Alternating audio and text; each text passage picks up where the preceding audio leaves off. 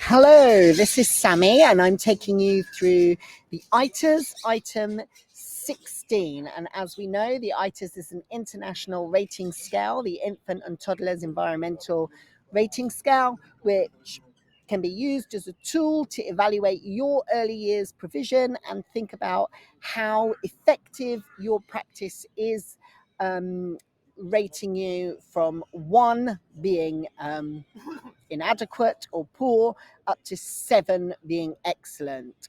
So what we're going to do is we're going to have a look at some of Sammy's top tips for including art in your early years provision and how to do that and facilitate that.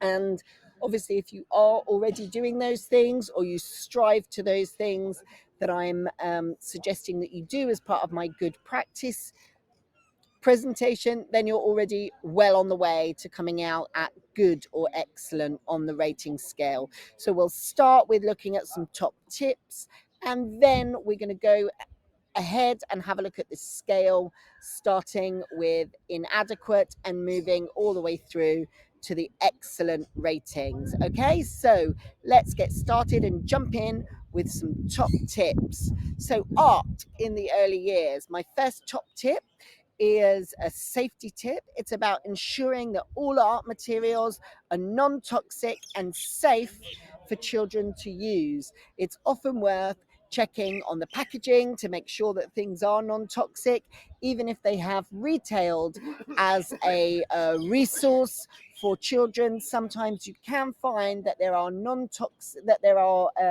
toxins in some of the materials that you might want to use. So that's my first top tip.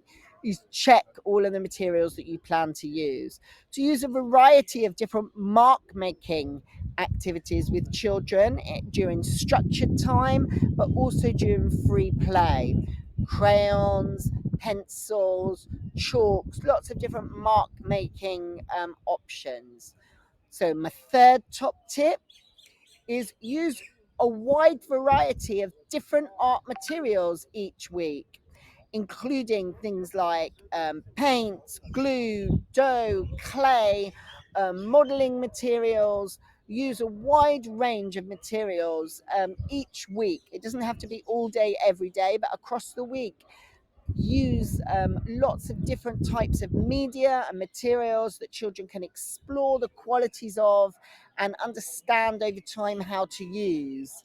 My fourth top tip: allow and enable children to use art materials in their own way so that they are in control both of the process and the product. So avoid controlling children or having one set way of how you think activities should be done or how the resources should be used. It's obviously important that children learn to use the resources properly, but that's something different. Teaching children that crayons are to be used on mark making surfaces like paper rather than up the walls, that's absolutely appropriate. Teaching children how to use the materials properly, but showing them how to spread paint and telling them that there's only one way to do it if they're using a really creative spreading method, that is not okay. And you need to be allowing children that creativity and that room to explore and use the materials in their own way. My biggest pet hate of all time are colouring in sheets and templates. So really try to avoid using those. Avoid having any examples where children have to copy or duplicate work that's been created by an adult. This absolutely stifles children's creativity and can even leave children to just give up if they can't create the craft or the art that they're making in the same way as the teacher's example or the perfect example. So be careful that you're empowering children to be creative and not removing their creativity. Okay, let's move on to look at my number 6 top tip, which is to supervise children closely, obviously to ensure safety, and that they use the materials in an appropriate way. Obviously, over my 20-year career, I have definitely come across children using scissors to cut each other's hair. That's happened to me more than once. And that's not always from a lack of supervision. You might just not notice for a second. But it is important that when you're using a range of art materials, especially if they're potentially dangerous, that you are supervising them closely and supporting children to use them in an appropriate way.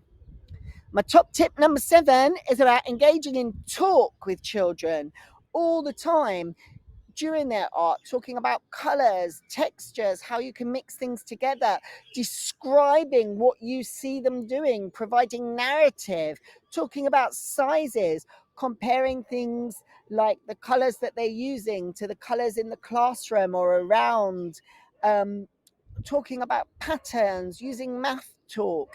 It's really important that to support their creativity, you are engaging with talk with the children through the artwork that they're doing, and that you teach concepts through talk: bigger than, smaller than, more than, less than, too much, not enough. Discuss children's work with them and their designs. Tell them what you like and why. Ask them questions and describe as well what you see.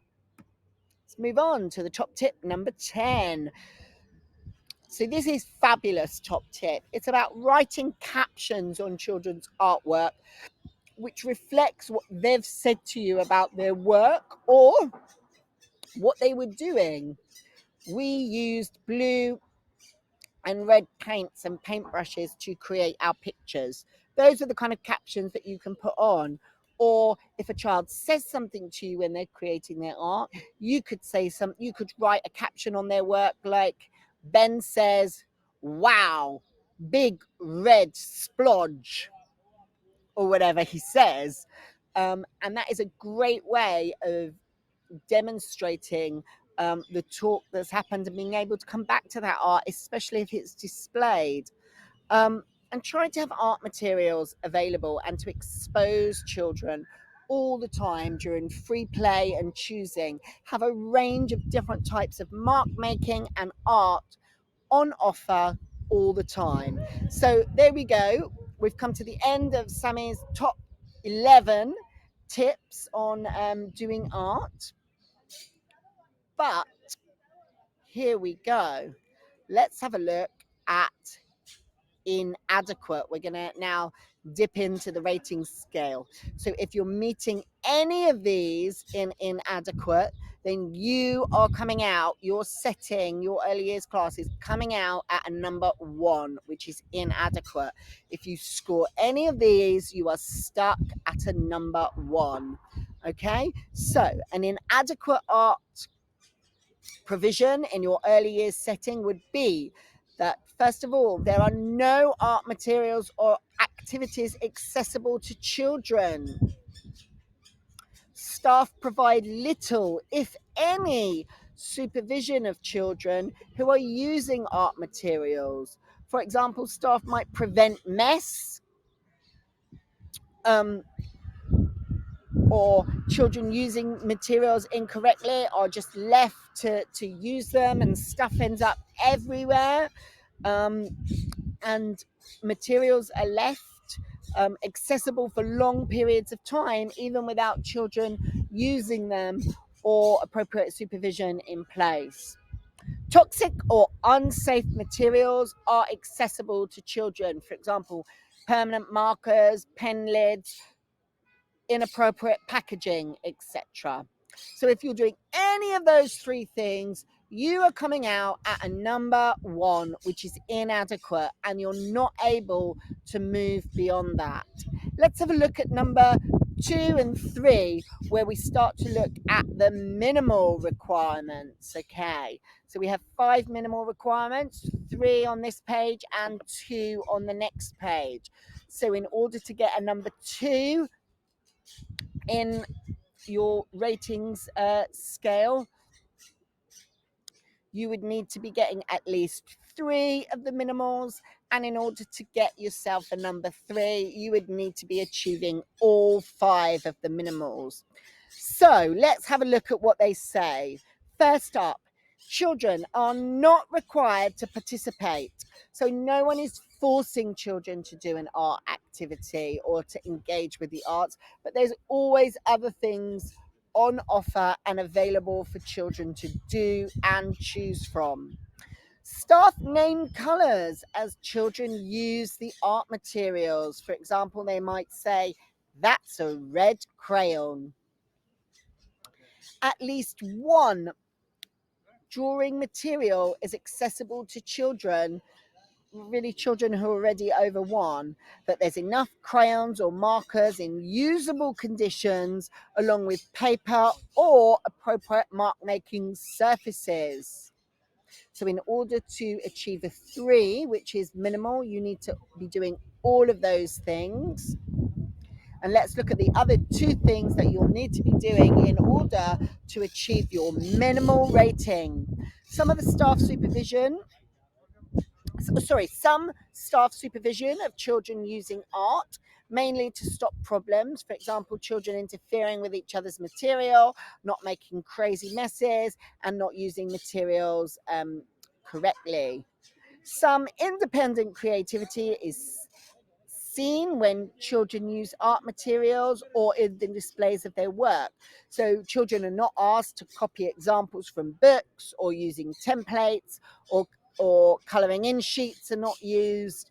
Paints are available for children to use in their own way. So in order to achieve the minimal, you would need to be doing all 5 of those things.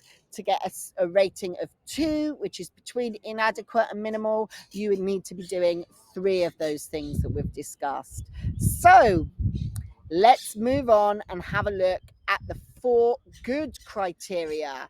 So in order to achieve a good, you would need to be doing all 4 of these, and you would come out at a rating scale of 5. If you're doing just 2 or 3 of those and you've achieved all the minimals, then you would be coming out at a rating score of 4. So let's see what you need to do in order to achieve a 4 or a 5.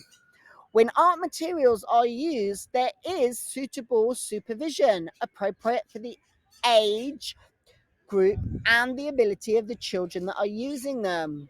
Staff talk with children about their artwork. So as you see, this example is more than what was provided at the minimal, which is that is a red crayon. Here they're saying, "I like your red circle." At least one drawing material is accessible to children who are a year old or older. And most art activities allow children to use materials in their own way. So if you're doing all of these things and you've met the minimals, you're coming out at a number 5. If you're doing half or more, but not all 4, you're coming out here then at a number 4. Let's see what you need for a number 7 or a number 6 if you're not doing all of the 7s. Let's go on to the excellent criteria. So we actually have 4 criteria in the excellent category. To come out at a number 6, you need to be doing 2 or 3 of those in addition to all of your goods and all of your minimals. And in order to come out at a number 7, you need to be doing all your minimals, all your goods, and all 4 of these. Let's dive in and see what they say.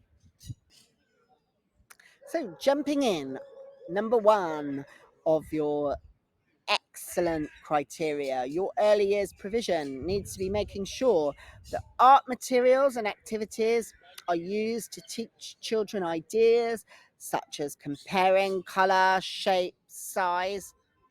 And this is an example of what a practitioner might say. "This pencil is red. It's like your t-shirt. What else can we see that's red?" Staff use words and actions to teach children to use materials. So this is about children using materials properly. So for example, they might explain that Play-Doh is not for eating, or showing children how to flatten or roll Play-Doh into a ball, to name paint colors, to show how to dip a brush into paint, how to remove excess paint, for example. This is really an example of staff getting involved with the children's work, scaffolding them and supporting them to use the materials in an appropriate way and in a way that can help and support them.